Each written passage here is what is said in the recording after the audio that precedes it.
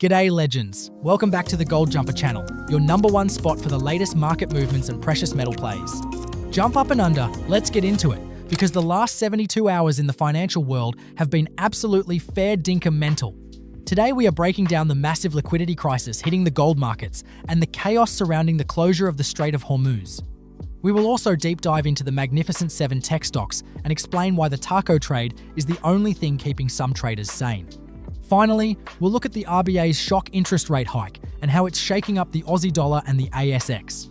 Just a quick reminder, legends, this is for entertainment and info only, not financial advice, so don't go betting the house without doing your own research. The big question for today is, has gold finally lost its shine, or is this just a massive bear trap before we rocket to $6,000? Drop your predictions in the comments, hit that like button, and subscribe to the channel to help a mate out and stay active in the markets. Breaking news first, and it's a doozy. The Strait of Hormuz is effectively closed to most global traffic after the attacks in late February. This tiny stretch of water handles 20% of the world's crude oil, and right now, it's flat out like a lizard drinking. Shippers are panicking because bunker fuel prices have more than doubled to over $1,100 per ton in Singapore.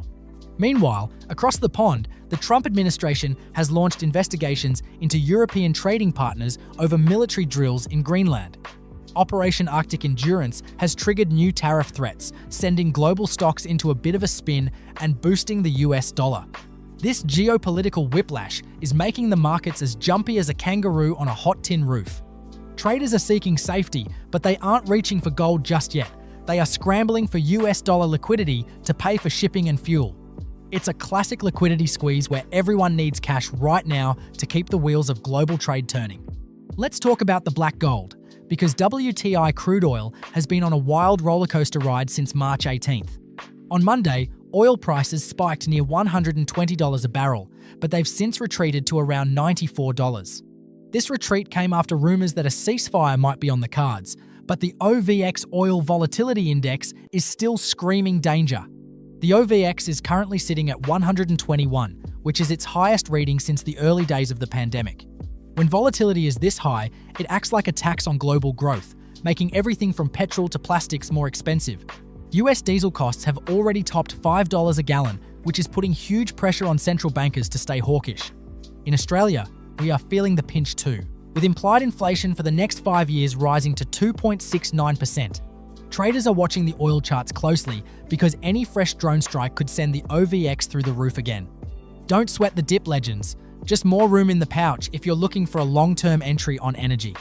Now, let's look at our own backyard, where the Reserve Bank of Australia has pulled a real swiftie on the markets.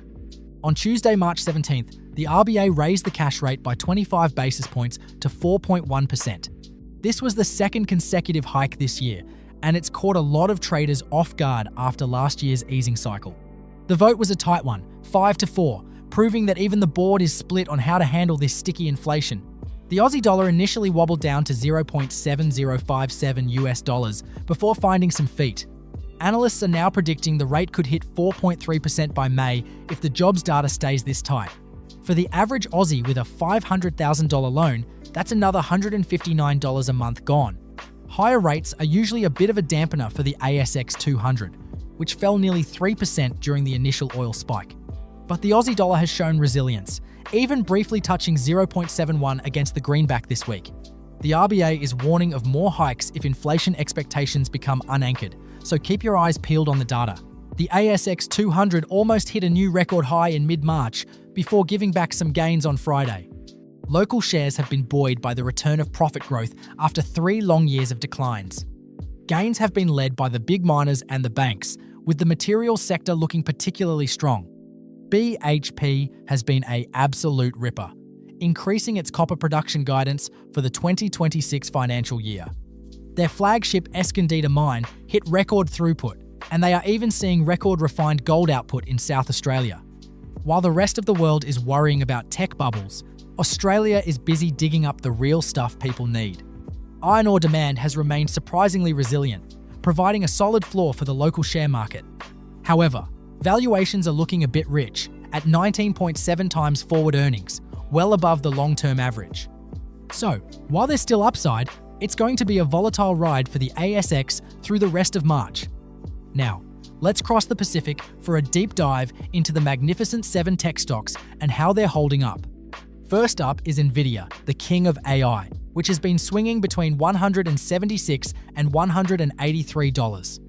Traders are starting to worry about an AI bust, with the probability now sitting around 15%. Nvidia options for March 20th show an expected move of about 1.9% in either direction. Next is Microsoft, which closed at $389.02 on March 19th. Microsoft has seen its price consolidate as investors wait to see if AI spending actually translates into free cash flow. Then we have Apple, trading around $250 after being hit by slowing sales in major markets. Apple stock is under pressure as it struggles to maintain market share against new local competitors overseas. Alphabet, the parent of Google, has been a standout performer, surging 89% since its Gemini update last year. It's currently sitting around $306.24, showing strong cash flow from advertising. Amazon is an interesting one. It was the worst performer of the group last year, but is showing signs of a rebound. Amazon is investing heavily in robotics and data centers, with plans for a $200 billion spend this year. Meta is facing some drama, with reports suggesting they might lay off up to 20% of their global staff. Zuck is pushing hard for efficiency and replacing human processes with AI-powered autonomous workers. Finally, Broadcom reported record first quarter revenue of $19.3 billion thanks to massive AI demand. Broadcom has also approved a new $10 billion share repurchase program, which is a big win for the legends holding the stock. Overall, the Magnificent Seven are down about 7.2% year to date as investors rotate into cheaper sectors. This rotation away from tech is a massive theme for 2026, with money flowing into healthcare and commodities. Even the Reddit legends on Wall Street Bets are starting to question if the easy money in big tech has been made. Some are calling it a K-shaped economy, where tech owners get rich while the rest of us struggle with inflation. Speaking of trading strategies, have you legends heard about the taco trade that's been doing the rounds? TACO stands for Trump Always Chickens Out, and it's a term for betting against his most aggressive policy threats. The idea is that the administration announces a massive tariff or trade war, the markets tank, and then they walk it back. Traders buy the dip when the initial fear hits, then sell for a profit when the framework for a deal is announced. We saw a classic taco moment this week with the Greenland situation and the European tariff threats. European and US markets jumped on Thursday after some of these threats were delayed or clarified. However, some analysts like Craig Shapiro are warning that a taco-style de-escalation is getting harder to pull off. With the Middle East conflict intensifying, there might not be an easy off-ramp for the markets this time around. It's a risky play, but for those with a bit of brass who can time the reversals, it's been a goldmine.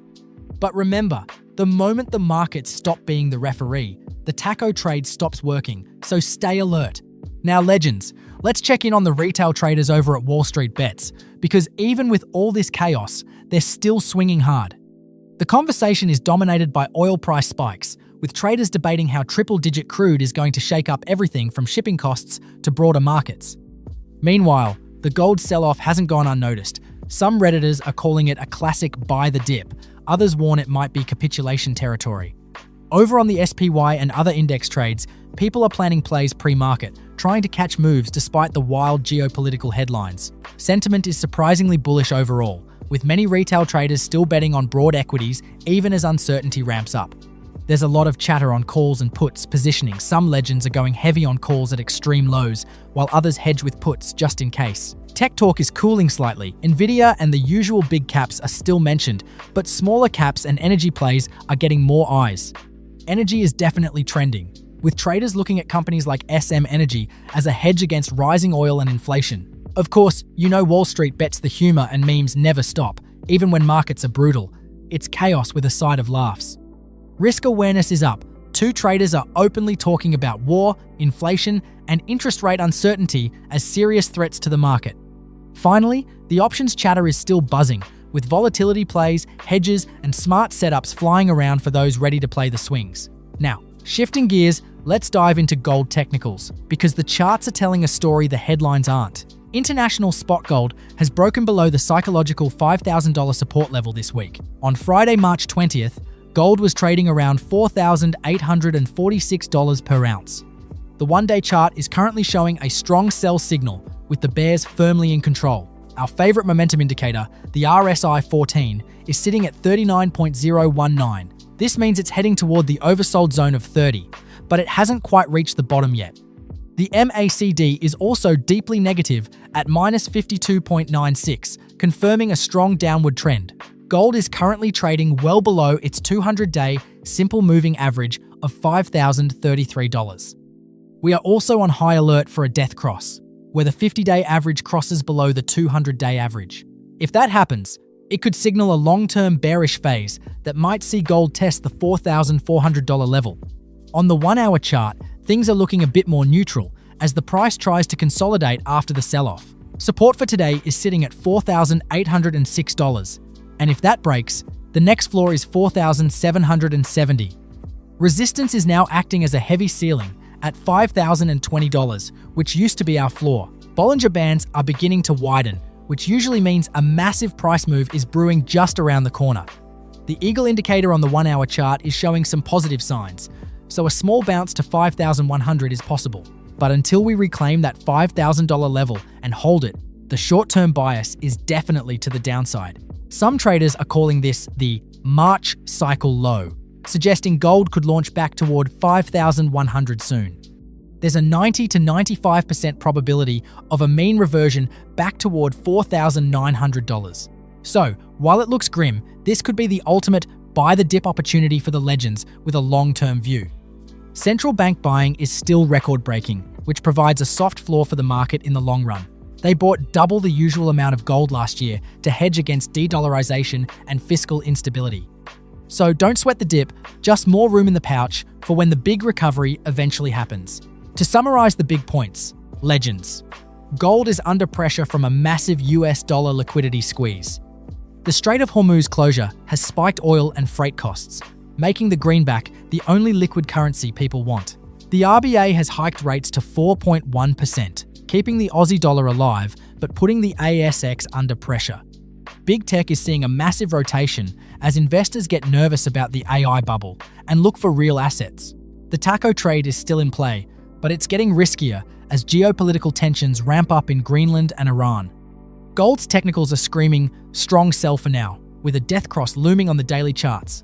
But the long-term structural bull case for gold remains intact as long as central banks keep stacking the yellow metal. We are watching for a potential cycle low between March 18th and March 20th to mark the bottom. If you can stomach the volatility, the next expansion level for gold could be $5,100 and beyond. Make sure you legends are watching that 4,806 support level like a hawk today. If we hold there, we might just see a ripper of a bounce to finish off the trading week. So, what comes next? Will the ceasefire rumors save the markets, or is the Hormuz shock just beginning? I want to hear from you traders. Are you buying this gold dip or waiting for a flush to 4,400? Jump into the comments and let's get a real discussion going on where the smart money is moving. If you found this update legendary, hit that like button and share it with your mates to keep them in the loop.